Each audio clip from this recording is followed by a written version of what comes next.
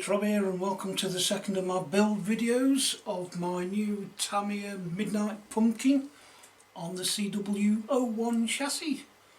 Today we're going to start off on step 11, which according to the instructions is making up the axle holder assemblies.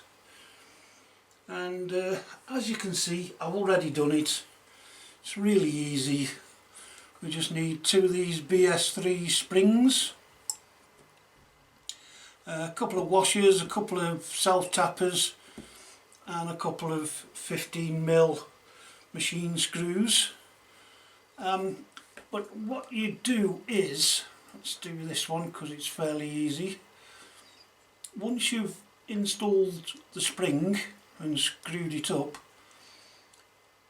the instructions tell you to bend this spring down like so and hold it there until you've finished step 12. Now for this one, which is D7, the left side, if you screw this machine screw all the way in, it makes it a bit difficult to then manoeuvre the spring to the other side of the screw, because if you can see the way the springs are made even is they're identical. So this one, the longer arm is at the top, whereas this one is at the bottom. So I strongly recommend you only screw this machine screw in a bit and then you can finish off, or you can leave it like that, because once you've installed these onto the chassis, you then remove the screws anyway, so I'd leave it like that. So I'll get the bits ready and we can move on to step 12.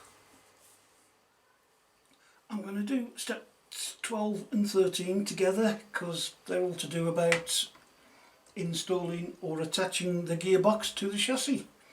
So we're going to need about 4 pairs of hands, if memory serves me correctly, because if we get the chassis here nicely lined up for you, we've got to get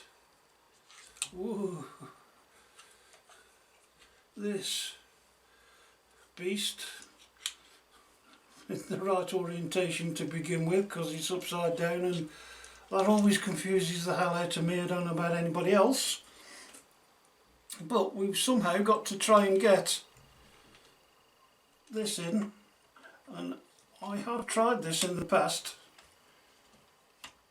and I've failed miserably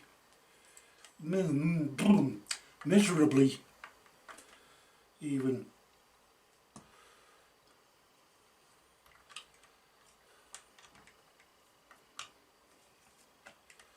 So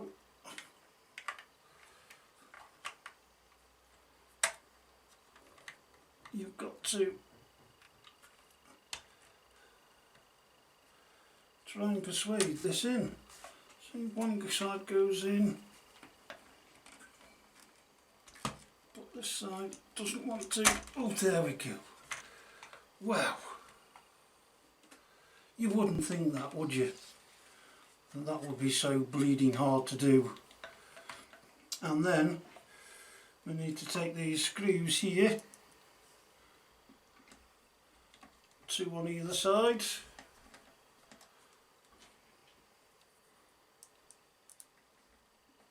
like so, and then for step 13, once you tighten them up, don't forget to take these screws out, but I'll show you at the end once I've done it all properly. But as you can see, it's a bit wobbly, but hey, who cares. Right, for step 13, this is attaching the rear dampers, and we need a couple of BS7s, which are these rather long screws, and we need the silver shock body, a spring, oops, a ball connector, one of these nuts and one of these bits of rubber tubing, which down here tells you to cut them in 18mm lengths.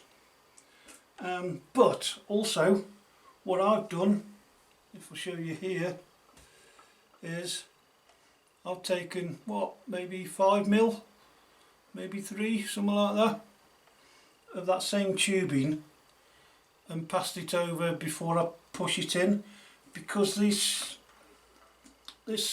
thing just sits there like so on the plastic, and it also moves up and down with the suspension. So putting that bit of rubber there just makes it a bit quieter when it hits. And then it's he says a simple case of popping the debris firkin on the shock body, then the rubber tube, which is quite a tight fit.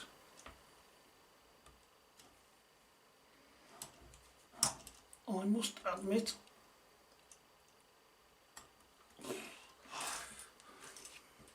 seems a tighter fit than I remember from my lunchbox.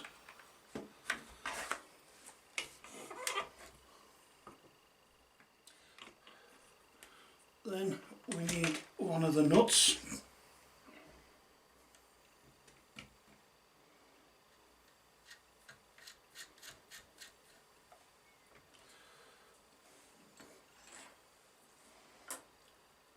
And tighten it up. But as I say, I'm doing a dry fit.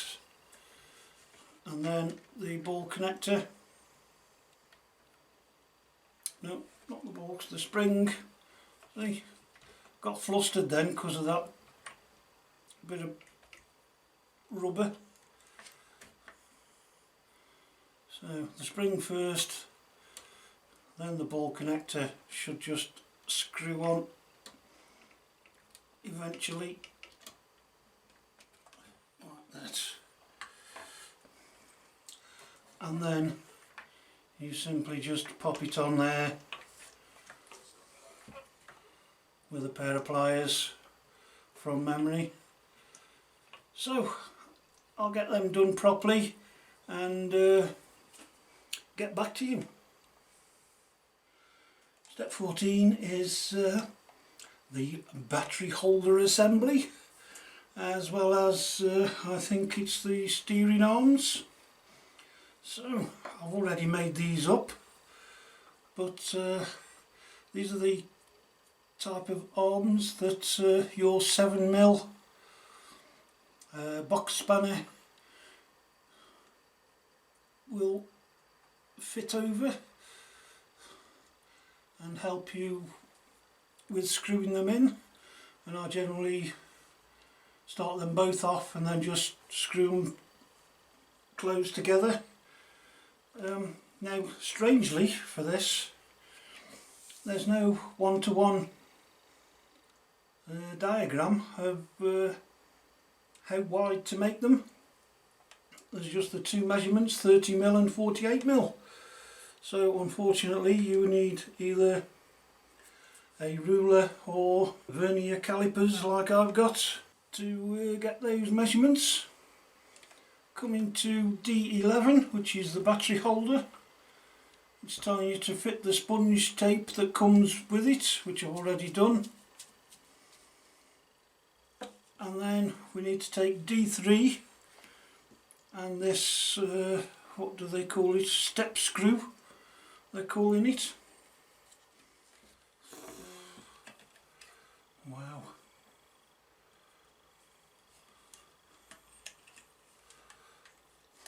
And then on this other end we've got this part called BB5, which is a hexagonal mount they call it, and basically that pops through like so, and you put an R-clip through there and your battery goes along there.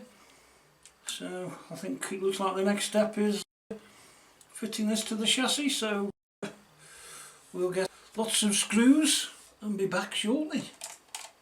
Step 15 is attaching the battery tray, so I've done that. You also need this part here, D4, which will be part of the front suspension mounting system on the next couple of steps. And we need 10 screws, 12mm long. So we've got 4 in the back here, 1, 2, 3, 4.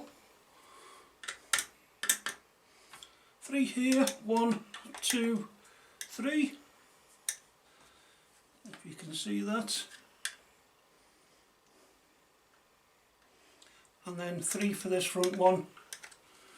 And then it's just a case of fitting your steering arms, and the long one goes on this side, which it says is the right side.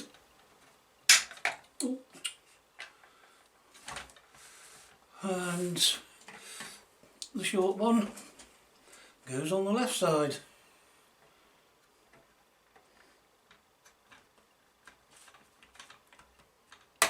Oh, there we go. And that's step 15 done. Step 16 is making up the front arms, and you again have to make a left and right, and again I'm going to do some dry fitting here. I think the only thing you're supposed to grease, no there's a couple of bits. You're supposed to grease this screw pin and this bushing stroke spacer for the bottom shock mount, and check your orientation, so you've got a triangular strengthening piece there that has to be at the back, the flat bit here at the top, and then with your 3 hands you can insert the screw pin, and there we go.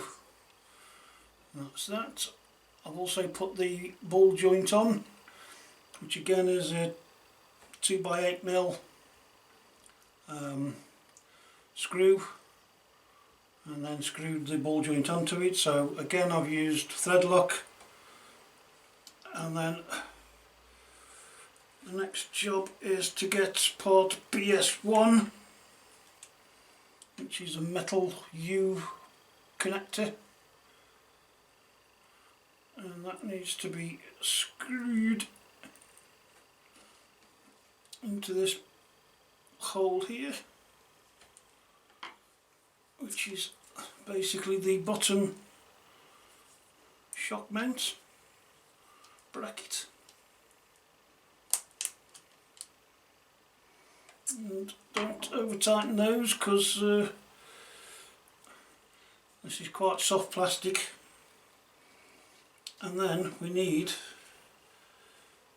this BD5 bush into plastic part B12, and then we poke that through, and again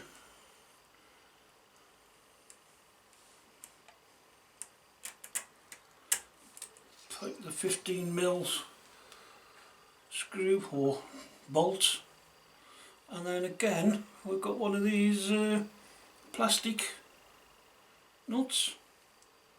I'm sure I didn't have this on my lunchbox, but hey, I could be wrong.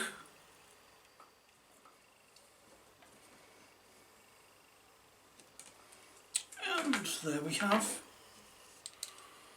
the right front arm all ready to be mounted onto the chassis.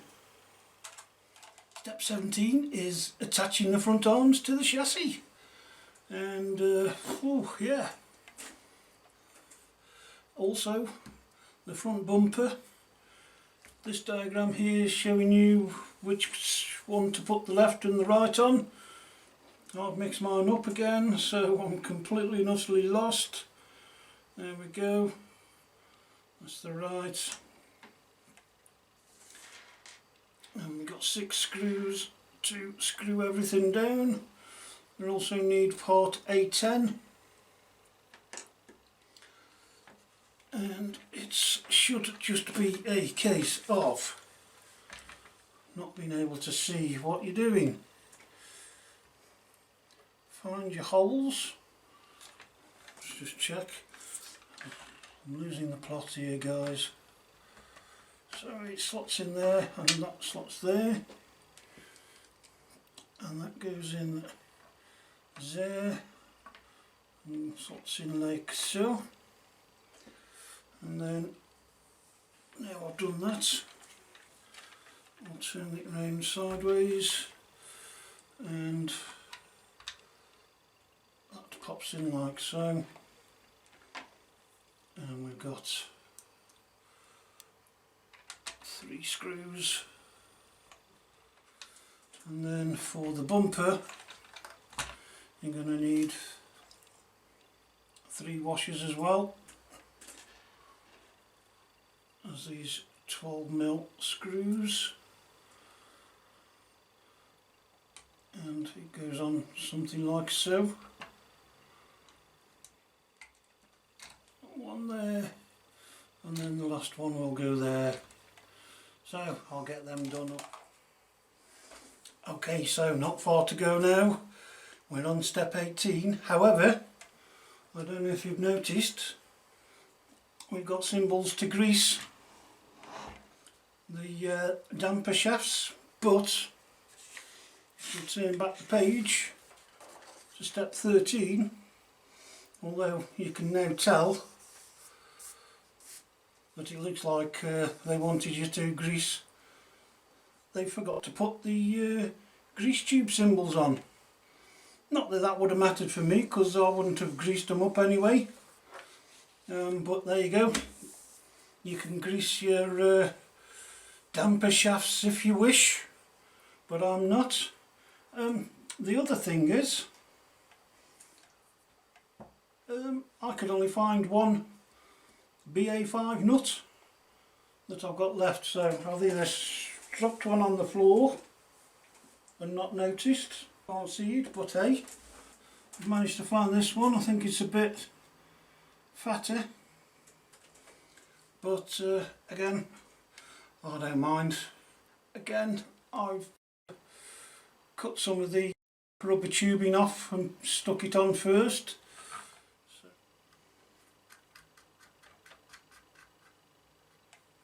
there we go. And then, oops, nearly forgot. I'm always forgetting something, Captain.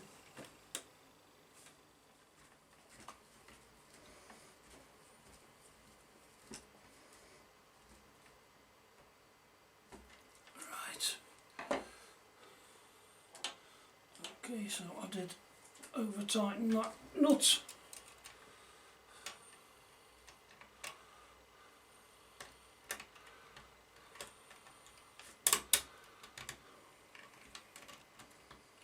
There we go. Nice and tight. And that's the front shocks done. Absolutely no damping whatsoever, look. But hey, I don't think they compress that much anyway when they're running from memory. It's mainly the tyres.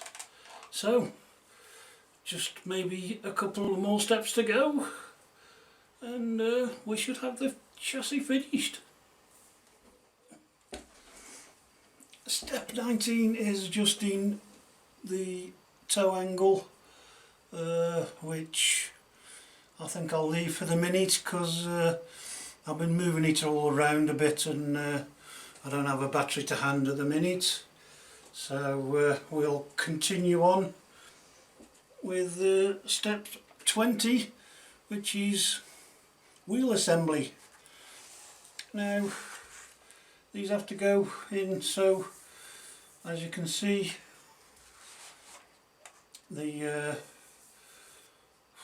travel is showing. So I've done the, as far as the UK is concerned, near side, front and rear. So we've got to do the rears, or the offside, front and rear. So I'm going to have the tread pointing in the direction I want to go,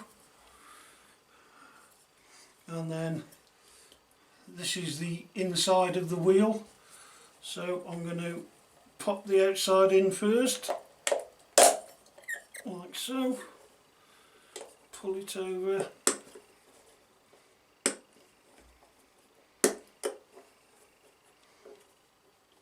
and the same for that. And then when that goes on there, we've got two wheels going in the same direction, or tyres. There they are, all ready to go on. You just have to remember to put them on in the correct order and to the right side. Okay, so steps 21 and 22, and the last steps in this video, are installing the front and rear wheels onto the chassis itself. And quite a tricky one, this is getting the bearing in on the outside of that wheel. And typically the easy one is quite a nice snug fit and this will stay in. The outer one, ow, it's going to come out. Of course it is, because it's the most difficult one to get in. It's going to pop out like it's just done, hasn't it? Yes, as you can see, I think just about, yeah, it's pushed out slightly to hold it on. There we go. And then we can come to the rear wheel,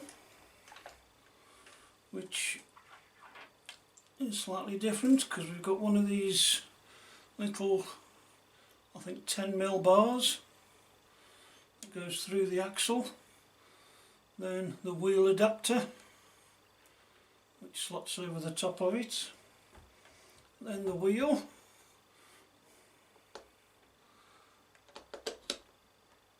and you need to wobble it round until you feel it engage like it has.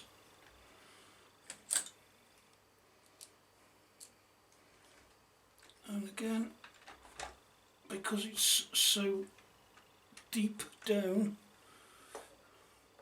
I'm going to just try and get it started like so, and then we can tighten it up properly.